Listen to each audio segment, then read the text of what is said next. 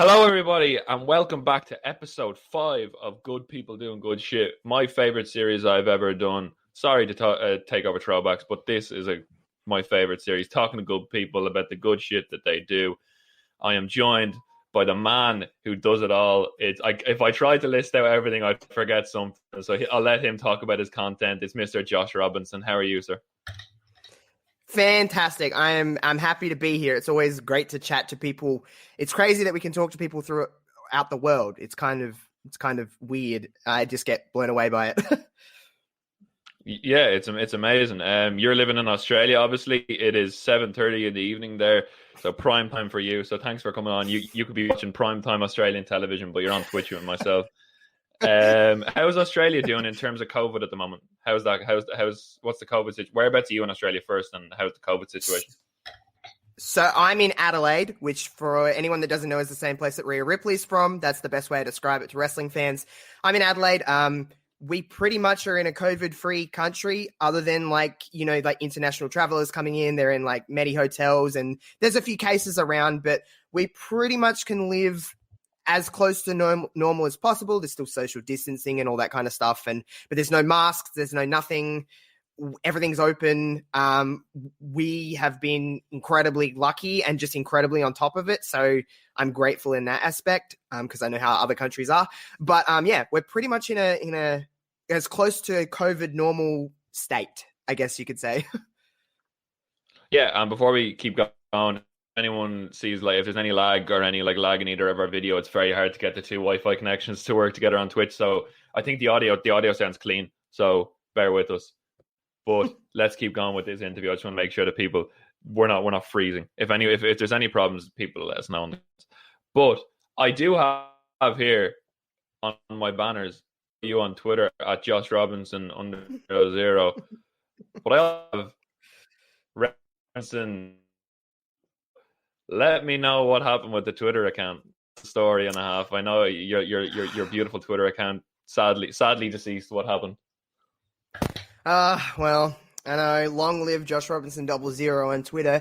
Well, it's a simple story that I just can't believe happened. I sang along to the iCarly theme song on Twitter, and Twitter banned me.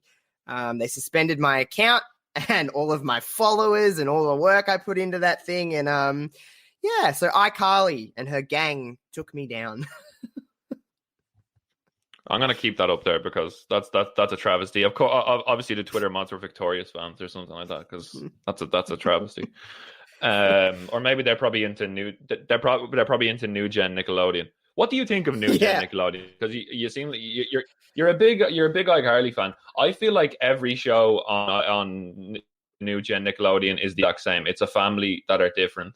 And I don't really watch it much anymore, but anytime I see my brothers and sisters watching it, it's just a family who has superpowers or a family who's different. And it's just not the same. I mean, even House of Anubis was one of my guilty pleasures because it was just different. It was kind of like an interesting kind of program, whereas everything seems kind of creative is a dead end. What are your thoughts on new gen Nickelodeon? I can't say that I don't really watch it anymore. The group of Disney Nickelodeon shows that I remember watching just before I kind of, when you get too cool for Nickelodeon and Disney when you're a teenager. I remember watching iCarly was probably the last Nickelodeon show I watched. It was iCarly and Victorious and stuff I was in that era of Nickelodeon and stuff like that. So I really can't say that I've watched too many, but the things that I've seen of it is just like what you said. It's just basically every kind of family kids show, whatever you want to call it, is based around the same kind of thing. And it's just this is the conflict and here's why it's all weird and let's watch them, do what they do. So, yeah, it was Victorious, iCarly was the last. Is that kind of low-key a little bit aging me? I don't really know. But, yeah, that was the last that I was watching of that stuff. Sadly, R.I.P. Nickelodeon and R.I.P. Josh Robinson 00. But yeah, let's get. I was just checking the stream and we're actually looking good. So that's good. So simple question.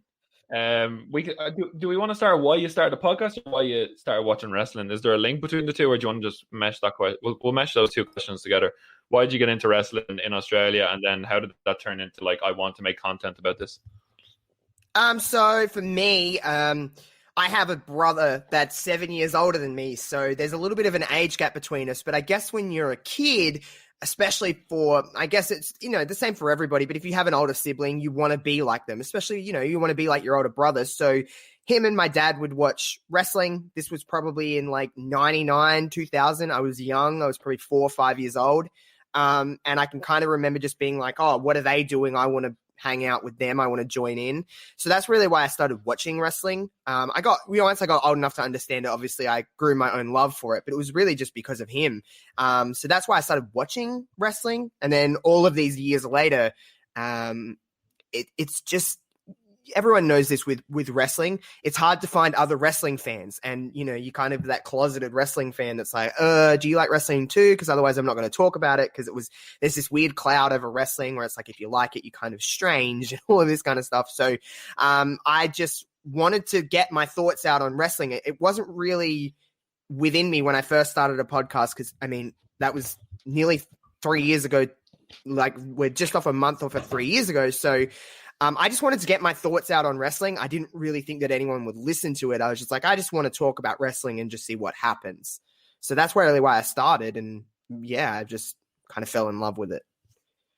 Yeah, that's exactly it. Because it's the same with me, because I was in school, and obviously it's not the most popular thing in the world. I was a wrestling fan and I liked golf. So I wasn't, I was the evil enemy when I was in school.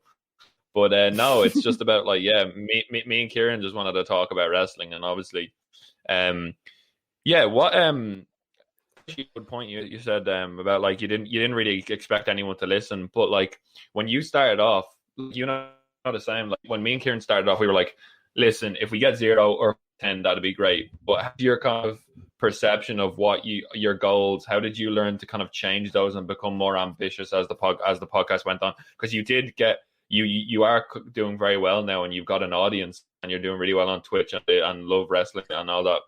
So how did your kind of perception change from just doing this to get your opinions out to I want to make content that's good and to satisfy people?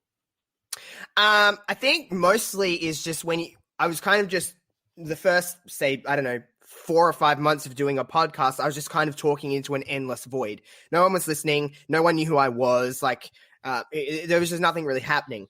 Once I started to kind of understand wrestling Twitter, is when I started to go, okay, there's other people that make podcasts. Let me listen to theirs and kind of network around, and, they'll listen to mine and all this kind of stuff. And, as time goes on over the first few months of like wrestling Twitter that I was actively involved in, it kind of became like, okay, like, not only do I want to talk and, 4 or 5 people are now listening to this stuff, it's now I want to like go on my, these are now my friends that I'm kind of meeting from all around the world, and I want to go on their shows, and it's like, okay, I've got to up my game to match them. And then it just became, I'm competitive by nature. I just am a very competitive person. So it was almost like trying to one up myself, one up other people, being like, oh, I want to get better. Let me get better equipment. Let me do this. And then, things just fall into place. And then it just becomes like, okay, I want to start making good content. And then slowly, hopefully, people will listen. That's how I took it in anyway. Yeah, because obviously Hooch from Ringside is listening, our good friend, mutual friend of the podcast. And obviously when I do my interviews, I always take stuff from them, and kind of they're fantastic, and their work ethic kind of drives me. And you're right, like, the good parts of the internet wrestling community is that kind of competitiveness. I really, really enjoy that. Obviously, the last 18 months, there's been a pandemic. If anyone noticed, there has, unfortunately. What was your kind of state of affairs at the start of the pandemic? And then my part of the question is, do you think it's been a silver lining that you've been able to kind of be like creative with your content? Because obviously when the world's gone around, it's very hard to find time when you're out and about and you're working. It's very hard to trying to find time to kind of fit in your content. Whereas with the pandemic, people have been sitting around. I found that like the pandemic has opened the door for me to like express myself and make so much more content. So as bad as it's been, and as obviously as tough as it's been on a lot of people, I think the silver lining that you found is kind of the opportunities that you've been given due to COVID in terms of content creation. Yeah, so for me personally, the pandemic didn't really change work. I work in retail, so I was considered essential. So like I never stopped working. And if anything, my work probably increased during the pandemic. However, that didn't mean the rest of the world was also stopping. So it gave me more of an audience to go, okay, there's more people not doing anything with their time. So they're going to be spending a lot more time on YouTube or on Twitch or whatever, TikTok is where I started making TikToks just because, okay, there's more people on TikTok at the moment. There's a reason for everything I do. It's really strange, but it's more so that more people were just at home. So therefore I was like, well, I can kind of be a little bit more creative and try different things and just kind of throw stuff at the wall, see what sticks. That was really how I took it. So yeah, there is a silver lining to it. Is I think with a lot of us who are very creative people, it gave us an outlet to do that because there's just more eyes on the internet in general, just because more people are in front of their screens, they're sitting on their couch all day. So yeah, that was the silver lining in all of it, at least from a content perspective. So yeah, I would agree with you on that. Yeah. Sadly, we're going to have to talk about like there's been there's a negative aspect to it, to like the kind of social media culture. And obviously your Insta bio says proudly gay. And I love that because my content is kind of, through my content, I want to destigmatize mental health and kind of promote mental health and get people to be more comfortable about speaking openly and honestly about it. And your content, I can see, is kind of trying to promote the LGBTQ plus community, kind of encourage people to be open and honest and confident in themselves. Talk to me about some of like the negativity and pushback you've received and how you've kind of dealt with that, because I've seen you speak openly and honestly, and I'm really, really proud of you for that. Like how did you kind of how did you decide to use your platform to kind of speak openly and honestly about that? It's just, listen, I'll just be honest, and this is just my perspective on it, but I knew that obviously I came out during a pandemic. I came out last year. So it's, I knew that it was going to become it's just a part of who I am. So I just knew that it was going to, I didn't want my content to become about that and that's all I talk about, but it just naturally became involved in content. And I think it's important. I don't have a huge following. I've never, boasted about the fact that I'm this big, thing. I'm just a person that just talks into a microphone and some people listen to me. But for me, if anybody else, it was for me just to feel comfortable with myself. So, there is a negative side to it. I've had many times where people have used slurs and stuff at me. And I think it's just, I'm a human being. Trust me. It's not like the easiest thing to deal with. I'm still a human. It's still like those words. I'm like, oh God. But I think it's important to just kind of like, that's a part of my life.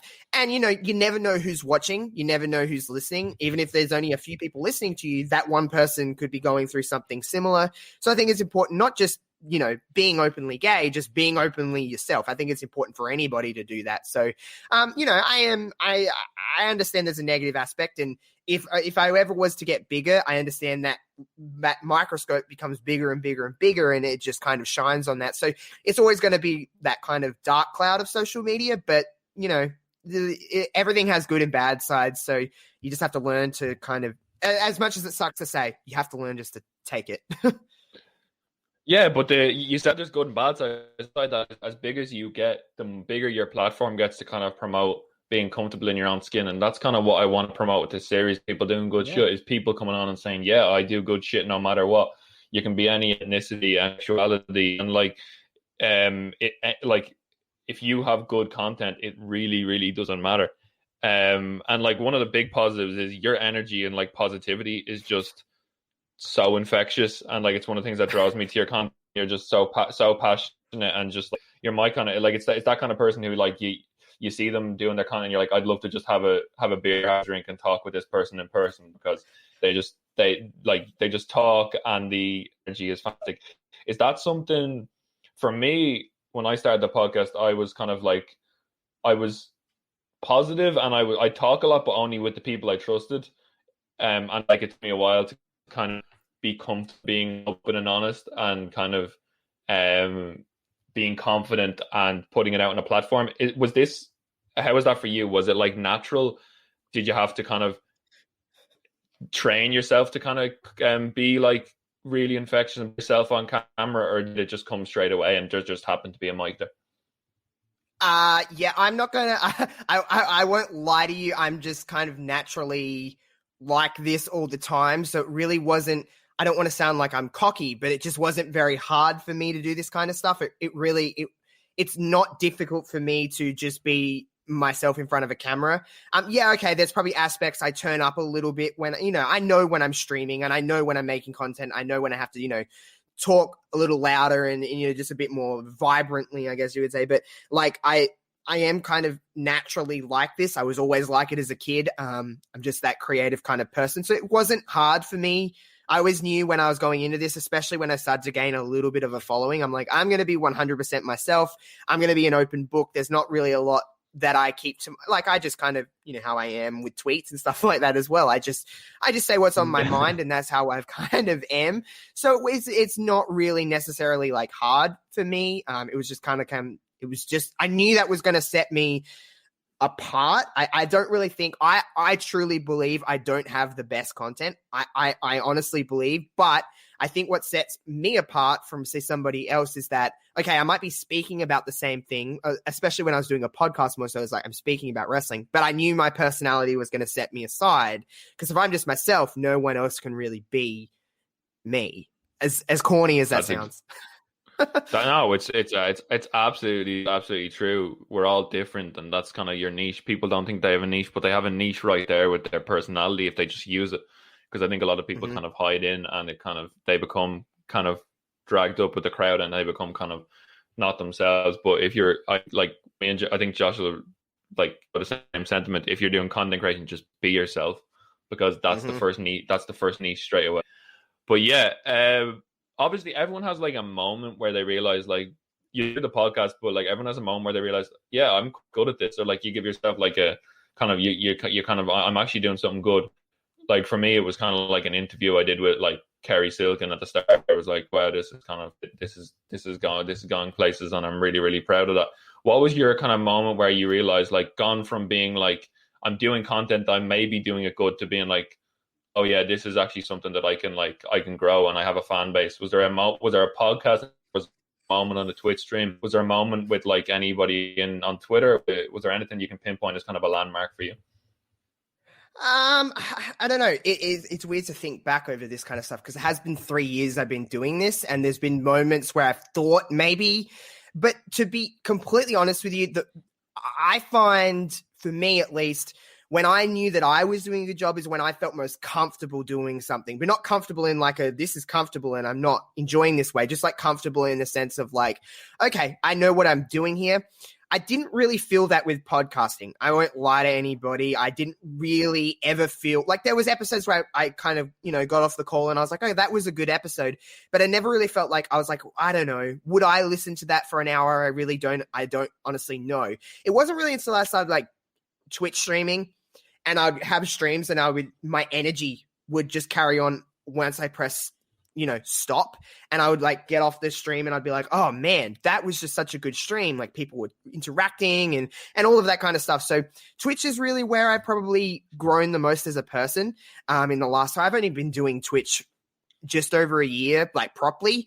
So in the last year is really when I think I've cared less about like stuff like, oh, am I growing here? And just cared more about like, I'm just going to have a good time, and this is what I'm going to be doing anyway. So let's just see if anyone wants to watch, and just meeting different people and, vibing around. And I think, to be completely fair, I think more recently with Love Wrestling is really when I felt like I've been making great content. Like I'm making content, I'm giving it to Spencer, who's our like head man in charge, and I'm going, I feel proud giving this to him to upload. So I think content-wise and comfortability is where it's, in the last year really is when I felt most like that. Yeah, talk to me. Yeah, Love Wrestling. I'm glad you mentioned it because it's on my list. Talk about how that came about and what it's about, because the content that you guys have been doing, like giving wrestling like the spotlight that it deserves. Because last night we just saw an absolutely amazing main event between Dewey and Ramon and Shotzi Blackheart, and we're building to Raquel Gonzalez versus like Mercedes Martinez. Plus AEW's women's division has finally clicked, and it's fantastic. Britt Baker's amazing. We got Jade Cargill just bossing it, and everyone's just doing fantastic. Women's wrestling is thriving, and talk to me about how proud you are to kind of there the cat the cat attacks she knocked live. Becky over. She knocked Becky over. We're talking about women's wrestling. She just knocks Becky over. She's like, I better forget about Becky. We can't be talking about Becky now. But talk to me firstly about Love Wrestling, and then talk to me about like the state of women's wrestling right now, because I think like NXT wasn't doing great for a while, but it's back up, and now we have AEW and NXT operating their women's divisions on a very high level. So first of all, Love Wrestling, how did that come about? So it was really kind of out of the blue. This was so I could have my time mixed up a little bit, but I want to say it was like last September of last year when Spencer reached out to me and said, hey, I want to talk to you. I've got like this idea that I want to do something. And I just thought, okay, he wants to do like a podcast or something together. And I was like, cool. I like Spencer. He's a good dude. We've always kind of gotten along. So yeah, that's what I thought it was about. A few days later, we get on a Zoom call and he gives me the idea that he has for Love Wrestling. And I was like, holy crap, this is a very big idea and, you know, whatever. And I was like, I blatantly kind of asked him, where do I fit into this? And he's like, I just want you to do anything because I just think you make good content. And I was like, okay. I don't really know. I didn't have an idea. Like I was kind of hit a little bit left of field with it. And I just was like, I could do a podcast, and I care most about women in wrestling. I always have. I probably always will. It's the reason I still watch wrestling now is just women being great. So I was just kind of like, yeah, let's do something. We did a few, obviously the network and Peacock and everything changed what I originally intended to do on Love Wrestling. And then video creation just kind of became my shtick over there. But, and that's kind of worked out for the better anyway. But yeah, you know, it was just, that's how that came to be. And speaking about, you know, I do make videos predominantly about women's wrestling. I do talk about other stuff within wrestling sometimes if it intrigues my interest, but women is just where I can speak the most about and I have the most passion for. And, you know, the state of women's wrestling it's pretty cool that a few weeks ago, women main evented WrestleMania, you know, in a one-on-one capacity. I didn't ever think that would ever happen. So, you know, that's pretty cool. Yeah, great match.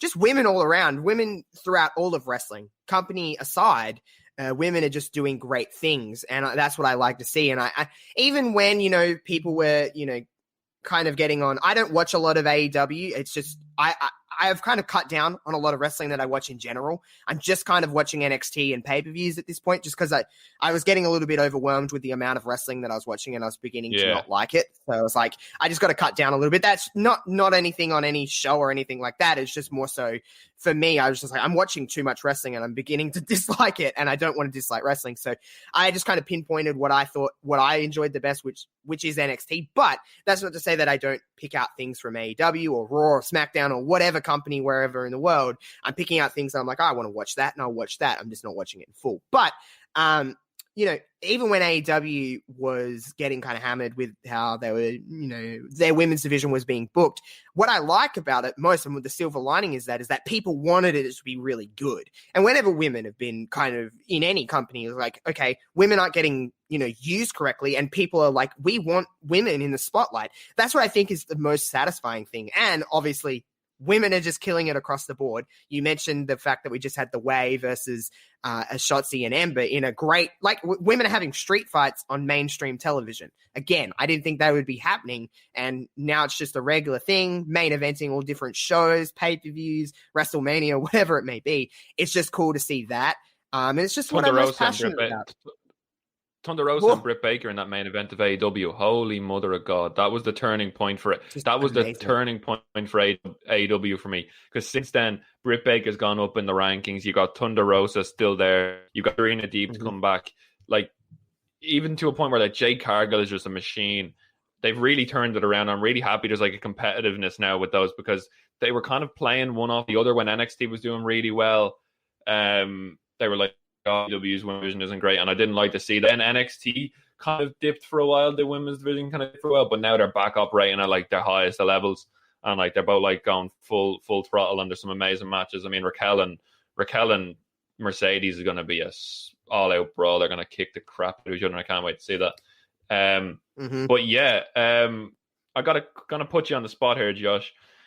Someone comes up to you and goes, "I want to get into wrestling," and they know you. It's like, "Oh, you're a big women's wrestling fan. You got one women's wrestling match to get a fan interested in wrestling. You can pick any match. What match do you pick?" It's going to be the cliche answer, but it has to be Sasha Banks and Bayley in Brooklyn. It's my favorite match of all time for good reason. To me, there's no such thing as a perfect wrestling match. I don't think that's possible, but like that's as close to perfect as you would get for me. For what I like in wrestling, I thrive on a good story. Good story over great wrestling to me is what I'm more of that kind of fan. I love great wrestling, but like, and that obviously has it, but the story of that and just it's so simple. It's like, you know who the bad guy is, you know who the good guy is, you want the good guy to beat the bad guy, and the place just erupts, and everything just came together for that match. Like perfect crowd. Like I don't think we'll ever replicate that first NXT TakeOver Brooklyn crowd. It truly is. If you watch that whole show, it's just wild, that crowd. That's probably the match that I would say. I know it is the cliche answer, but it genuinely is just phenomenal. So I couldn't, it'd do me a disservice to myself if I said anything else. That's a perfect answer, man. Getting on to our last 4 questions, we kick it off with, obviously the podcast has like, doing podcasts has like peaks and troughs in terms of content and in terms of kind of content. You kind of hit lulls or you hit peaks and troughs. Has there, when you get into those points, because everyone has that point where like, is it worth doing this anymore? First of all, have you had any of those points? And then how do you kind of battle through it and kind of deal with the adversity and kind of keep making, like, because like content has to be a weekly thing, and like these lulls sometimes don't just week, they last a month, they can last as long. They're so unpredictable. Like battle through like the lulls and kind of content creation, and how have you kind of stopped yourself from kind of giving up, if you get what I mean. Yeah, no, I get what you mean. To be honest with you, I think about it all the time, because you can have, even with streaming, okay, I obviously do more streaming than anything else now, but like I'll have a stream that does amazing and I'm like, yes, this is great. And then I'll have a stream where no one shows up and I'm like, why do I do this? Like, I don't understand why I'm doing this if I'm going through these ebbs and flows and these highs and lows on content creation. But there was many times with the podcast as well that I'm like, this episode did really well, and then the next week it would do terrible, and I'm like, ugh, and I just wasn't enjoying it. Like I was just doing it because I had to, because you got to pump out a podcast a week or whatever it was. So I was. There's been many times. I don't really have a set answer in how you get through it. It's just, you just have to keep going. There's no other way to put it than just keep making it and trying to find ways to make you enjoy it. Because, you know, if you're not enjoying it, it will come through in your content. It will. Like, it just, there's no way that it does. It 100%. It just, I can't even describe it. It's just a vibe, isn't it? Mm-hmm. You hear it. You can hear it even if you're doing something that's audio only, which for the longest time I was. You can just hear it in someone's voice. You know, it's weird. I remember getting told this at school, of all things. Like, when you're on the phone, you should always smile, because like people can hear your smile. And I was like, what the? That doesn't make any sense. Like, you can't see that. But if you talk into a microphone and I just, you know, take down my tone and talk like this, it sounds really boring. But if you smile and you're like this, like, there's just something about it that just makes your voice sound like it makes you sound interested. So sometimes you just have to kind of fake it till you make it, make yourself sound interested, become interested, and it'll show in your content. So yeah, that's basically the way I describe it, but it is hard to describe when the vibe is just not happening. That's a great answer, because that's probably what draws a lot of people to your content, because it's always a smile, it's always good energy. People always, the thing that people want most in this pandemic is something to pick them up. They don't want the same thing. And when you go on Twitch and on yours, it kind of gives you a big lift. So that's a great answer. Put you on the spot again. A year, we'll go 6 months, and then a year down the line, where do you see yourself? What are your goals and ambitions? What do you want to do with the channel? What do you want to do with Love Wrestling? Just where do you see yourself, really? Well, Love Wrestling is where I'm putting a lot of, you know, you never should put all your eggs in one basket, but I'm putting like 90 out of 100 eggs in this basket. I think we as just a group have something really cool with Love Wrestling, and we all bring something really different to the table.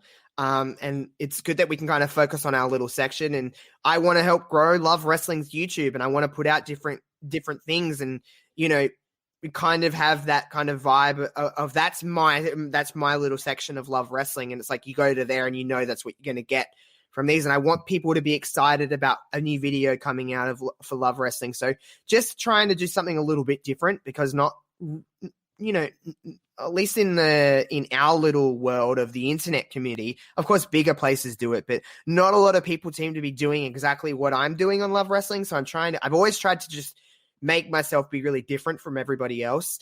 So that's what I'm trying to do with that. And just streaming. I mean, I've always said this. I'm not afraid to say this. I don't find it embarrassing. If all of this could be my full-time job, I would happily do it. It's what I love most, and I would love it. You know, the likelihood of that happening is probably not very high, but hey, you can dream, and crazier things have happened. So, you know, just keep having a good time on Twitch and meeting more people. That's what I've loved the most out of all of this, is the amount of people from literally all over the world that I, like yourself, like just being able to talk to someone all over the world is pretty cool. Like I really take that. I don't take that lightly. Like the fact that I can stream with a bunch of dudes that are from America and we just hang out a couple of times a week. That's pretty cool, because I've made friends from across the side of, you know, in the entire world. And we just sometimes get in a Discord call and won't even in stream. We just hang out. You know what I mean? So like, it's pretty cool that that's happened. And I just want to continue to do that, really.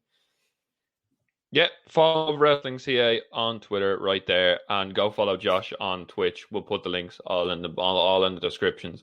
Do you want to link your Twitch before we get into the last few channels? I believe it's twitch.tv/Josh Robinson 00. I'm like live 4 or 5 times a week usually, and I'm always hanging out. I usually do play a lot of wrestling games, but hey, sometimes I just play The Simpsons. Sometimes I do other things. I play all different kinds of stuff on Twitch. So I'm not very good at any games. I'm pretty trash at most games, but like I'll have a good time. That's entertaining. That's entertaining. When someone's like learning, when someone's like not very good at games, I always find it's great, because it's like it's that kind of the struggle and the hilarity to get used to a game is brilliant. One thing I want to do on Twitch is kind of like play childhood and play like mini clip. If you could ever like stream mini clip on Twitch, I think that would be like play Raft Wars or something on Twitch. I think that'd be a great crack. But yeah, is mini clip a throwback for you? Is it? A little bit. I remember playing that. I do. Yeah. Do you remember Raft Wars was the one where you're on the boats and you're against like these ducks, like different weapons, like a tennis ball or like a bomb, and you're like throwing them at them, and you have like and you got 3 people to knock off the raft. Holy crap! I remember that. Whoa.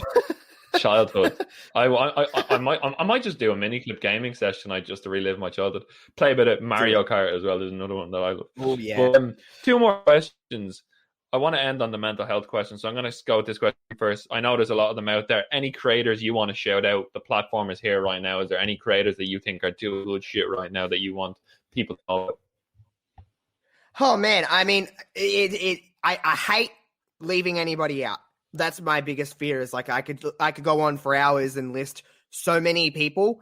But you know, someone that I would honestly like just to shout out. I'll just shout out one just to save us some time, and you know, I'll forget somebody and I'll feel really, really awful about it. I would like to shout out Spencer Love. He is the dude that runs Love Wrestling. He's just a really nice person. You know, he makes great content. He's a great interviewer. It's someone I like. You know, as someone that wants to get into interviews a little bit more, I look at his interviews and be like, I want to be like Spencer.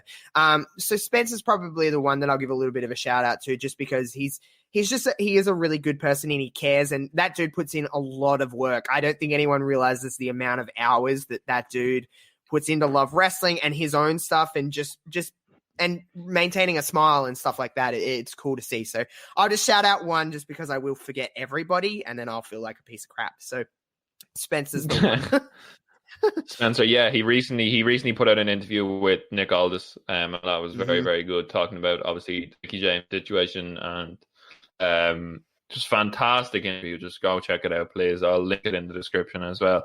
And the last question of the day, the last question of the stream, we will of course have you on whenever you want. We can do an NXT live reaction. If you ever want to do some NXT live reaction streams, we can hop on here and do something like that. I think that'd be a cool thing in the future if we can ever get it sorted. If I want to kill my sleep pattern again, we'll get that done. This is all about promoting mental health and good people doing good shit and improving their mental health through their content. What has content creation done for mental health, and how do you feel about like the kind of the pandemic in terms of affecting people's mental health? I just want to get your opinion on just mental health and how it's affected your mental health. So I'll answer the pandemic thing.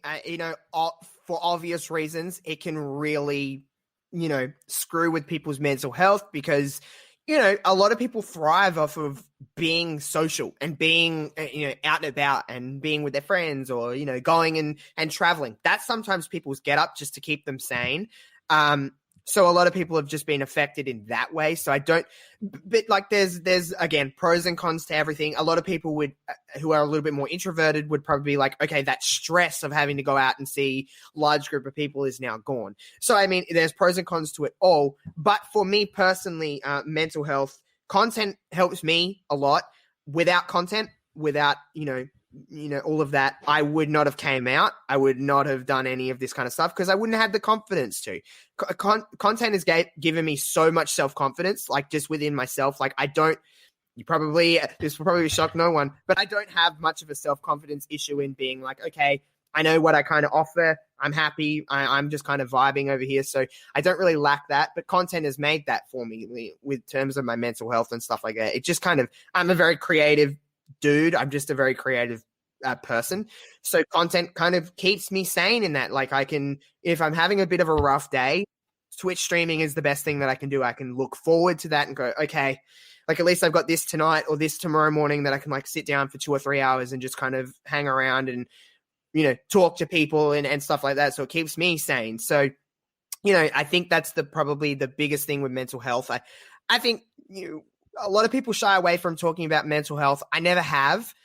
I've always been open about my experiences with, depression, all this kind of stuff. And I think I understand why some people don't, but like, I think it's really important to be a little bit more open about it, just so then it's a little bit more normalized to talk about. You know what I mean? If it brings up in a conversation, it doesn't feel so like, ooh, this slight level of shame. Destigmatize. Exactly. Yeah. We breaking down stigmas one podcast at a time. That's exactly what I want to do. I think I'm just gonna before we do, I'm gonna end it on this. I released a vlog yesterday on my new project. I'm destigmatizing mental health through golf vlog. So I'll link my personal YouTube channel. I played a few holes and just answered a few questions that I got regarding mental health. And if anyone out there is struggling, I think like someone asked me the mental health services, and I listed a lot of the mental health services, but I feel that mental health services aren't supported by the government enough in a lot of countries. They just aren't nowhere near as supported as they should be. There's not enough money pumped into them. So I did say that one of the best mental health services, and I think Josh would agree, one of the best mental health services you can get is your friends and family. Just talk to people. Just talk to people and interact. And the one thing that I learned, it's from Chite's Happy Hour, which is a podcast, one of the podcasts that is signed to Spotify. It's only one of the 3 podcasts signed to Spotify. They had TGF bros who are YouTubers, great content creators on. And although they make crazy content, they had a really, really good way of kind of making sure your friends are okay. It's called the Are You Okay Twice rule. And basically, if you're out there and you're struggling, and if you have someone who is struggling or a friend who is struggling, ask them if they're okay. If they say yes or if they say no, ask them again. Ask them twice, because they may just say okay once, but if you ask them again and just reiterate that question, they'll be more likely to open up, because there's a lot of people who kind of don't feel confident. But if you show that you're interested and show that you have care for them, they will open up. So are you okay twice? Ask them once, ask them twice, and just take care of your friends. The mental health services are great, but the best mental health services you have are your friends. Like if I'm ever feeling down, try your friend a text, or even if you're on the internet wrestling community and you've made friends. I mean, I might even, if I'm feeling down, I might even throw Josh a text, because people are out there for other people. So before we leave, I think that's a very good note to end it on. Thanks very much, Josh, for coming. Everything you have, just plug it away right now. Oh man. Okay, so this might take a little while, so buckle up. No, I, it's best. The best way to find anything that I'm doing is Twitter at Josh Robinson _00. I'm always on Twitter. I'm always tweeting away. Interact with me. I'm talking about wrestling. I'm talking about anything. I love music. I love many other things that are outside of wrestling. You know, like something that I've really. Except iCarly, I don't like she can go away from me. She can just say right away from me. It's just finding, find me on Twitter. All my links are in there. Come hang out with me on Twitch, Josh Robinson 00, pretty much everywhere else that isn't Twitter. But if you see this face, it's likely me. So come say hello. I'll never bite unless you're nasty, and then I'll be like, go away. Fantastic stuff. And as for us, you can find us on the Hallway Graps Pod on Twitter, as is with Josh. We're always interacting on there. You'll find all our links on there. Tonight, 1 a.m., the debut live pay-per-view reaction to Blood and Guts. We've got the Pinnacle versus the Inner Circle. Blood is going to be spilt. I think Santana is going to be the MVP in this match. I think this finally when LAX finally have their breakout moment, Santana's going to go fucking in this match, and I cannot wait. Come and join us. We'll also be reacting to Cody versus QT Marshall, and we will just be having fun. Myself and Klong, professional wrestler from Ireland, Clayton Long. So you'll get the professional wrestler perspective and you'll get the fan perspective. It's going to be great, great fun. Tune in if you can. Twitch.tv/Hallway Wrestling Streams, because I set up Hallway Graps Pod on Twitch and then forgot the password and haven't been able to get in. So I had to set up a new one. So that explains why it's Hallway Wrestling Streams. And that's about it. You can find that. I'm doing some mental health vlogs. So you can find me on YouTube. Just search up Rian Nocter and you'll find that. I'll link it below. It's a really cool new project that I'm really proud of, and I really want to kind of break down the stigma of mental health through this stream and through the vlogs as well. So I have been the man that United forgot, Rian. That has been the amazing Josh Robinson. And as we say at the end of every episode of Good and Good Shit, are you okay twice rule? Use it. Take care of your friends. Goodbye, everybody.